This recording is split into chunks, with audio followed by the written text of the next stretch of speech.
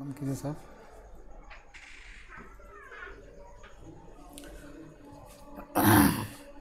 तो फिर शुरू करते हैं question set number 2, objective question set number दूसरा शुरू करते हैं। कल हमने कुछ बनाया था वीडियो इसका, तो हमारा क्वेश्चन नंबर 42 तक तो हो चुका है। तो क्वेश्चन सेट नंबर दूसरा का क्वेश्चन नंबर 43 शुरू करते हैं। तो देखते हैं आज क्वेश्चन नंबर 43 क्या कहता है। ध्यान से देखना ऑब्जेक्टिव क्वेश्चन इसको। इनमें से कौन सा अलाभकारी संगठन नहीं है? अलाभकारी संगठन, not for profit making organisation नहीं। अगर क्वेश्चन पर ध्यान देना सिर्फ, वो कह रहा है कि अलाभकारी संगठन है, ये नहीं है। नहीं है कौन है? तो देखते हैं। पहला, स्कूल तो ऑलरेडी है। सवाल में कह रहा है कि वो नहीं वाला बताना हमको। स्कूल ऑलरेडी है। हॉस्पिटल भी, ये भी है। क्लब, ये भी है। एनपीओ। सवाल कहता है कि जो नहीं हो उसको पिकअप करना है। साझेदारी फर्म, पार्टनरशिप फर्म, ये अलाभकारी संस्था नहीं है, ये एनपीओ नहीं है, ये ट्रेडिंग हो सकता है। इस प्रकार 43 का आंसर जो सटीक आंसर होगा डी आंसर होगा इसका। आगे बढ़ते हैं और क्वेश्चन 44, प्राप्ति एवं भुगतान खाता है, receipt and payment account is. नीचे दिखाई पड़ा है कि वो नेचर पूछ रहा है किस टाइप के अकाउंट है। तो कई बार हम बता चुके हैं कि जितने ये हैं रिसिप्ट एंड पेमेंट अकाउंट, ये हमारा क्या है, एक प्रकार का रियल अकाउंट, क्योंकि कैश में रिसिप्ट होना है, बैंक बैलेंस का रिसिप्ट होना है, फिर पेमेंट इसका जाना है। तो कैश हमारा ऑलरेडी एसेट है और इसका बैलेंस भी जो बचेगा वो एसेट है, और हर एसेट एक रियल अकाउंट है। तो ये जो हमारा है रिसिप्ट एंड पेमेंट अकाउंट, इसमें कैश का बैलेंस ही दिखलाता है जो एक रियल अकाउंट है। तो इस प्रकार क्वेश्चन 44 का जो सटीक आंसर वह है बी के रियल अकाउंट है। 45, गैर लाभकारी संस्था में दायित्वों पर संपत्तियों की अधिकता को माना जाता है। The excess of assets over liabilities in a not for profit organisation is treated as. क्या माना जाएगा? जो हमारे एसेट्स हैं वो दायित्व से अधिक अगर हो जाएंगे, तो टोटल एसेट्स अगर ज़्यादा है टोटल लायबिलिटी से, तो एनपीओ में इसको हम लोग कैपिटल फंड के नाम से पुकारते हैं। वैसे फार्मूला भी है इसका कि capital fund is equal to total assets minus total liabilities. तो जितना एक्सेस होगा एसेट, वही एक्सेस हमारा कहलाता है कैपिटल फंड। लेकिन ध्यान रखना है, ये कहानी सिर्फ एनपीओ की बात हम लोग कर रहे हैं। तो देखते हैं मैच कर रहा है इसका 45 का ए, कैपिटल फंड इसका मैच करेगा। नेक्स्ट देखते हैं 46 में क्या हो रहा। आदर्श चालू अनुपात, the ideal current ratio is. कई बार हमने टिप्स में बता रखा है कि जो हमारे करंट रेशियो हैं वो आदर्श, आइडियल किसको माना जाएगा। तो ये भी आपको रटना पड़े एक तरह से। तो अगर ये हमारा 2:1 है तो इसको आइडियल माना जाता है। इसको रटोगे तब पता चलेगा। तो देखते हैं 2:1 कौन सा है, 2:1। तो ये मैच कर रहा हमारा अल्टरनेटिव इसका ए सही है। नेक्स्ट देखते हैं 47 में, आय व्यय खाता दर्शाता है। आय व्यय खाता मीन्स इनकम एक्सपेंडिचर अकाउंट। क्या दिखलाता है, क्या शो करता है? हम सब जानते हैं कि इनकम एक्सपेंडिचर अकाउंट एनपीओ में तैयार करते हैं, और एनपीओ में इनकम स्टेटमेंट बनाते हैं प्रॉफिट एंड लॉस अकाउंट के बदला में। यानी एक तरफ एक्सपेंस होता है, एक तरफ इनकम होता है। तो यहाँ से हम लोग उसका सरप्लस निकालते हैं या डेफिसिट निकालते हैं। प्रॉफिट एंड लॉस तो बनना नहीं है इसमें एनपीओ में, तो यहाँ या तो सरप्लस निकलेगा या फिर डेफिसिट निकलेगा। तो देखते हैं इसमें ऑप्शन में क्या है, क्या दर्शाता है। सरप्लस ये बिल्कुल दिखलाता है, क्वेश्चन के अनुसार दिखाई पड़ रहा है। डेफिसिट ये भी दिखला सकता है। इन दोनों में से कोई एक हो सकता है, या तो सरप्लस दिखा सकता है या फिर डेफिसिट दिखला सकता है। सरप्लस या डेफिसिट, दोनों एक साथ नहीं हो सकता। ठीक है, तो देखते हैं ये दोनों का कौन सा ऑप्शन है। तो इसमें ऑप्शन डी दिखाई पड़ रहा है, सरप्लस या डेफिसिट, कोई एक, अधिक या घाटा। ठीक है, ये सटीक आंसर होगा इसका डी। नेक्स्ट क्वेश्चन देखते हैं 48। एक निजी कंपनी में सदस्यों की अधिकतम सीमा हो सकती है। हम सब जानते हैं कि प्राइवेट कंपनी है, उसमें मैक्सिमम नंबर ऑफ मेंबर्स कितने हो सकते हैं, सबको पता है, रटना पड़ेगा आपको। नए कानून के हिसाब से जो लेटेस्ट अमेंडमेंट आया है कंपनीज एक्ट 2013 में, तो उसके अनुसार 200 मेंबर मैक्सिमम हो सकते हैं। तो in the case of A private company the maximum number of member is 200। तो देखिए कहाँ है मैच कर रहा है ये, तो ये हमारा मैच कर रहा 48 का डी मैच कर रहा। और ये रटने वाली चीज़ है, कोई फॉर्मूला इसका नहीं है, आप जब रटोगे तब ये क्वेश्चन का आंसर आ सकेगा। तो 48 का आंसर हो गया डी। 48 का आंसर हो गया हमारा डी, निशान लगाते हैं उस पर। 49, interest on loan given to the firm is ऐसे। जो लोन फर्म को दिए गए हैं, किसी पार्टनर ने अगर फर्म को लोन दिया है तो उस लोन पर जो ब्याज बनेगा वो क्या है। ध्यान रखना, जो लोन पर इंटरेस्ट है वो फर्म के लिए एक्सपेंस माना जाता है या प्रभार माना जाता है। यानी प्रभार का मतलब हुआ है कि हर हालत में चाहे लॉस हो कुछ भी हो, ये इंटरेस्ट ऑन लोन को हमें पीएल अकाउंट में डेबिट करना होता है। यानी लॉस होगा तब भी डेबिट करेंगे, प्रॉफिट होगा तब भी डेबिट करेंगे। तो इसको हम लोग प्रभार कहते हैं या चार्ज कहते हैं, चार्ज अगेंस्ट प्रॉफिट कहते हैं। तो इसमें देखते हैं कौन सा मैच करता है। Interest on loan given to the firm is a charge, ये सी मैच कर रहा है, इसमें सी मैच कर रहा है। तो 49 का आंसर हो जाएगा सी। 50, साझेदारों की पूंजी पर ब्याज है, क्या है भाई। Interest on capital, interest on partners capital is an expense. ध्यान रखना, किसी भी पार्टनर के कैपिटल पर जो इंटरेस्ट बनता है वो फर्म के लिए एक्सपेंस नहीं है। सीधी सीधी सी बात, एक्सपेंस उसको नहीं माना जाएगा, बल्कि हम उसको यूँ मानते हैं कि एक तरह का प्रॉफिट है, और उस प्रॉफिट के जो मालिक हैं, जो ऑनर हैं, पार्टनर लोग, उसको कहीं ना कहीं विनियोग कर लेते हैं, यूज कर लेते हैं। और जब अपने चीज़ को यूज करेंगे तो उसके लिए या तो इन्वेस्टमेंट वर्ड आता है, या विनियोजन वर्ड आता है, या एप्रोप्रिएशन वर्ड आता है। आप अपने चीज़ को, अपनी संपत्ति को कहीं भी लगाओगे, यूज़ करोगे, तो उसको आप इन्वेस्टमेंट कहोगे, या विनियोग कहोगे, या विनियोजन कहोगे, या अंग्रेजी में एप्रोप्रिएशन भी कह सकते हैं। तो जो इंटरेस्ट ऑन कैपिटल है पार्टनर का, वो एक्सपेंस नहीं है, वो प्रभार नहीं है, तो है क्या भाई, असल में वो प्रॉफिट का विनियोजन है, एप्रोप्रिएशन ऑफ प्रॉफिट है। तो देखते हैं कौन सा मैच कर रहा है इससे। तो 50 का हमारा सटीक आंसर मैच कर रहा है बी, विनियोजन। विनियोजन का वही मतलब अपने धन को आप कहीं लगा देते हो, आपका है। नेक्स्ट क्वेश्चन 51, समस्त ऋण पत्रों के शोधन के पश्चात ऋण पत्र शोधन संचय को किस खाते में हस्तांतरित किया जाता है। In which account debenture redemption reserve is transferred after redemption of debenture.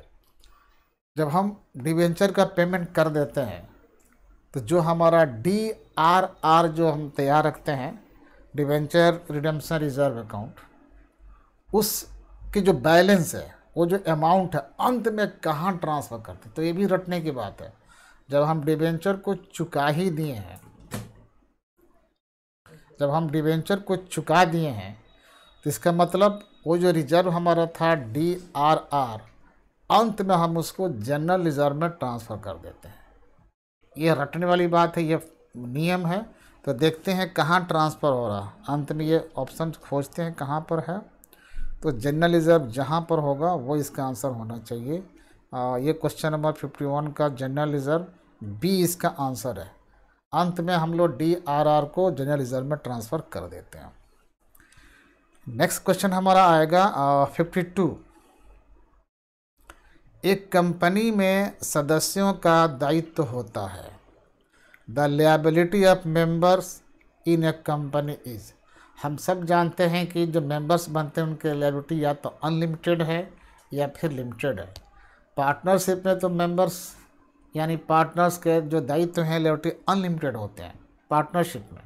लेकिन कंपनी में क्या होता है, जितने मेंबर्स हैं उनके लिएबिलिटी लिमिटेड होते हैं। ये कानून के हिसाब से अगर कंपनी लिमिटेड बाय शेयर्स है तो ऐसी दशा में, तो क्वेश्चन में कुछ ऐसा लिखा नहीं है, तो नॉर्मली हम क्या मान के चलें कि कंपनी के जो मेंबर्स होते हैं, जो शेयर होल्डर्स होते हैं, उनके लिएबिलिटी लिमिटेड होते हैं।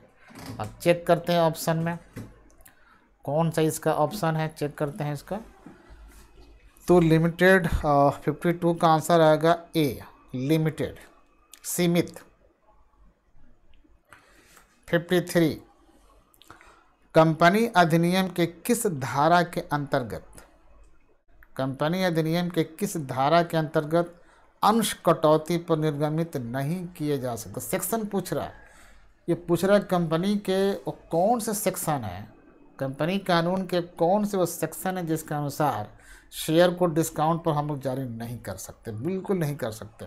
आप याद रखो, जो नए हमारे कानून बने हैं जो कंपनीज एक्ट 2013 के अनुसार, उसमें एक सेक्शन दिया है 53, वो आपको रट्टा मारना पड़ेगा। तो सेक्शन 53 के अनुसार कोई ये कंपनी अपने शेयर को डिस्काउंट पर जारी नहीं कर सकती है। तो देखिए कौन सा मैच कर रहा है, तो इसमें बी मैच करेगा, इसका बी आंसर होगा, मैच कर रहा। 53 मनाही करता है, प्रोहिबिशन लगा दिया है कि आप नहीं कर सकते डिस्काउंट पर जारी। Question number 54 share allotment account is a nominal account, real account, personal account, cash account.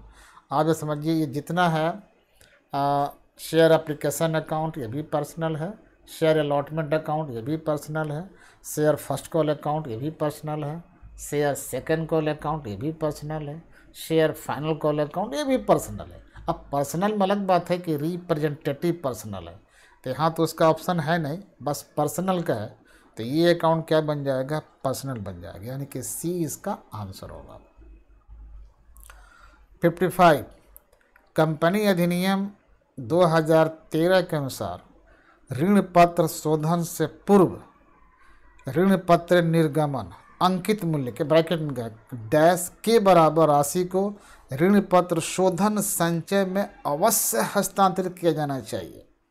As per the companies act 2013 an amount equal to dash of the debentures issue face value must be transferred to debenture redemption reserve before redemption begins।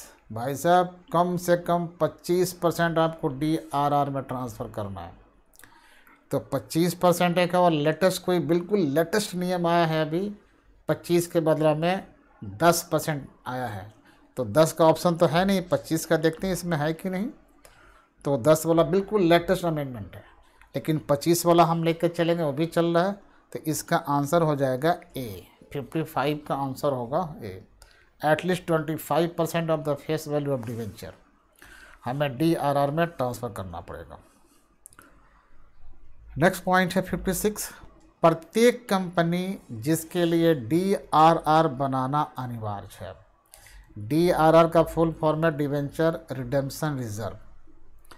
वह अगले वर्ष 31 मार्च को समाप्त होने वाले वर्ष के दौरान देय होने वाले ऋण पत्रों की राशि का कम से कम कितना प्रतिशत प्रत्येक वर्ष 30 अप्रैल तक बैंक में जमा करेगी या विनियोजित करेगी। जो अगले वर्ष देय हो रहे हैं 30 अप्रैल तक, उससे पहले नियम है इन्वेस्ट करना है, तो कितना इन्वेस्ट करना है कम से कम, तो उसके नए रूल आ गए हैं कि 15% कम से कम आपको या तो जमा करना होगा या फिर इन्वेस्ट करना होगा, ये भी आपको रखना होगा, ये सेबी के गाइडलाइंस है इसमें। तो देखते हैं 15% कहाँ है इसमें, तो इस क्वेश्चन का आंसर जो सटीक है वो बी होगा, 15%। कम से कम इतना आपको या तो जमा करना होगा या फिर इन्वेस्ट करना होगा। नेक्स्ट देखते हैं 57 एक संयुक्त पूंजी वाली कंपनी है। A joint stock company is N, option match कराते हैं, क्या है भाई? The natural person. आप सब जानते हैं कि एक कंपनी है, नेचुरल तो है नहीं लेकिन है पर्सन, तो पहला नहीं होगा। आर्टिफिशियल पर्सन, ये सटीक है। कंपनी के डिफिनेशन ही दिया गया है, company is an artificial person created by law. हर बार कहा गया company is an artificial person born in the eyes of law. तो आर्टिफिशियल पर्सन, तो ये जॉइंट स्टॉक कंपनी क्या है? आर्टिफिशियल पर्सन, ये ओरिजिनल नहीं है। तो आंसर हो जाएगा आपका B. Next 58, debenture is, debenture क्या है? हम सब जानते हैं, नॉर्मल डेफिनेशन या नॉर्मल बात जो है सामान्य अर्थों में कि डिवेंचर कंपनी के लिए लोन है, और जो लोग डिवेंचर के माध्यम से लोन देते हैं कंपनी को, उनको हम लोग या तो क्रेडिटर कहते हैं या फिर उनको हम लोग लेंडर्स कह सकते हैं या डिवेंचर होल्डर्स हैं। और वो जो लोन लेते हैं डिवेंचर के नाम पर, असल में उसका एक सर्टिफिकेट जैसा है, वो सर्टिफिकेट है, लोन देने लेने का एक सर्टिफिकेट है, डिवेंचर पत्र है वो। तो एक तो दिखाई पड़ा लोन सर्टिफिकेट, ये तो हद तक सही, आगे मिलाते हैं। कैश सर्टिफिकेट, ये नहीं होगा कैश सर्टिफिकेट। क्रेडिट सर्टिफिकेट सी में, ये भी नहीं होगा। नॉन ऑफ दीज, ये भी गायब है। तो पहला जो मैच करता हमारा आंसर से ए मैच करता है, क्योंकि ये लोन का क्या है? एक सर्टिफिकेट है कि हाँ जी कंपनी ने लोन लिया था और आपने लोन दिया था, ये प्रमाण पत्र आपको मिल जाता है। तो इस प्रकार ए इसका आंसर सटीक होगा। Next question 55, debenture holders are, अभी हमने बताया था डिवेंचर होल्डर्स क्या है। कंपनी के लिए कस्टमर्स हैं? नहीं, गलत है, ये कस्टमर नहीं है। Honours of the company, company के मालिक हैं? ये भी नहीं है। कंपनी के मालिक शेयर होल्डर्स होते हैं, ध्यान रखना। ये तो कर्जदाता है, ये महाजन है, ये क्रेडिटर्स हैं कंपनी के लिए। तो देखिए इसका सी सटीक बैठता answer, creditors of the company, ये महाजन है। नेक्स्ट क्वेश्चन 60, लाभांश डैश पर दिया जाता है, dividend is paid on something. एक बात आप बता दो डिविडेंड के बारे में। जो लोग मेंबर्स हैं या शेयर होल्डर्स हैं, वो शेयर परचेज किए हुए हैं, शेयर धारण किए हैं, लेकिन उसका पेमेंट करना है। तो जितना ये मेंबर्स शेयर के प्राइस पेड कर दिए हैं कंपनी को, कुछ बाकी भी रहता है, तो जो बाकी है उस पर डिविडेंड नहीं मिलेगा। जितना amount of share capital paid up है, उसी पेड अप पर कंपनी डिविडेंड डिक्लेयर करती है, ये नियम है। बाकी किसी और अमाउंट पर नहीं, क्योंकि कैपिटल हमारा ऑथराइज भी हो सकते हैं, इशूड भी कैपिटल हो सकते हैं, सब्सक्राइब भी कैपिटल हो सकते हैं, कॉल्ड अप भी हो सकते हैं, उसमें पेड अप भी आएगा। तो जो पेड अप कैपिटल है उस पर डिविडेंड अनाउंस किया जाता है। देखते हैं कोई मैच करता है कि नहीं उसमें। तो पेड अप कैपिटल इशूड पर तो होगा नहीं, ऑथराइज पर होगा नहीं, कॉल्ड अप पर होगा नहीं, तो पेड अप ये डी बैठता है इसका आंसर, क्योंकि पेड अप पर ही डिविडेंड अनाउंस किया जाता है। शेयर होल्डर जितना आपने चुकाया है पैसा, उसी पर डिविडेंड लेने का अधिकार है आपको। नेक्स्ट क्वेश्चन 61, एक कंपनी अपने अंशों को प्रीमियम पर भारतीय कंपनी अधिनियम 2013 की किस धारा के अंतर्गत जारी करती है? किस धारा के अंतर्गत? ये 78 तो आएगा नहीं, ये 1956 वाले की पोजीशन है। तो इसमें जो सटीक बैठता है धारा आपको रटना पड़ेगा। ये जो हमारा है इसमें ए बी सी 52, सेक्शन 52 बैठता है। इस धारा के अनुसार कंपनी अपने शेयर को जारी करती है। और कितना नंबर है? 2, अच्छा 52 के अनुसार शेयर जारी करती है, और 53 के अनुसार कोई भी शेयर डिस्काउंट पर जारी नहीं कर सकती, प्रोहिबिटेड है उस पर। ठीक है, प्रोहिबिटेड है।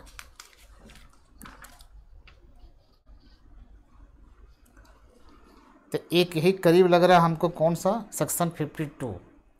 According to section 52 of the companies act 2013, share is issued on the according to provision of section 52।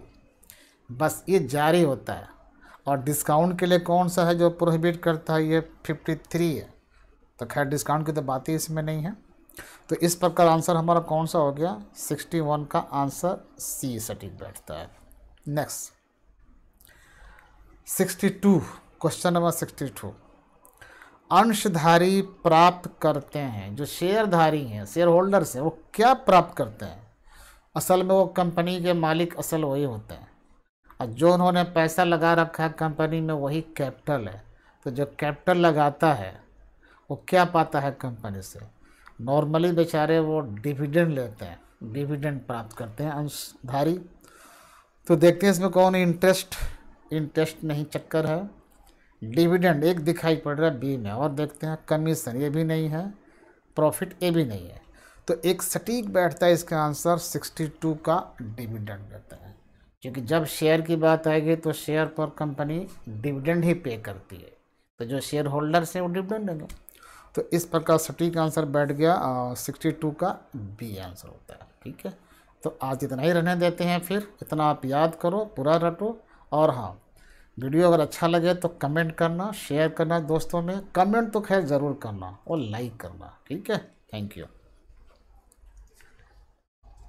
क्या आप कॉमर्स कोचिंग ढूंढ रहे हैं? Class 11th, class 12, BCom, CMA या नौकरी पाने के लिए कोर्स करना चाहते हैं, लेकिन कॉन्फ्यूज्ड है कि उनमें बेस्ट कॉमर्स इंस्टीट्यूट कौन सा है? विजिट IDA कॉमर्स, जहां आप योग्य और अनुभवी शिक्षकों से पढ़ेंगे, चाहे क्लास में हो या ऑनलाइन घर पर। हम हर स्टूडेंट को सारे कॉन्सेप्ट्स पूरी तरह से समझाते हुए पढ़ाते हैं। हमारी सेवाएं क्लास 11th, क्लास 12th के अलावा BCom honours, CMA, DCA, ADCA, tally की तैयारी कराई जाती है। साथ ही अकाउंट्स मैनेजर और स्टोर कीपर की भी ट्रेनिंग कराई जाती है। आज ही जुड़िए हमारे साथ, अपने उज्जवल भविष्य के लिए स्क्रीन पर दिए गए नंबर्स पे कॉल करें या हमारी वेबसाइट www.ibacommerce.com पे विजिट करें। धन्यवाद।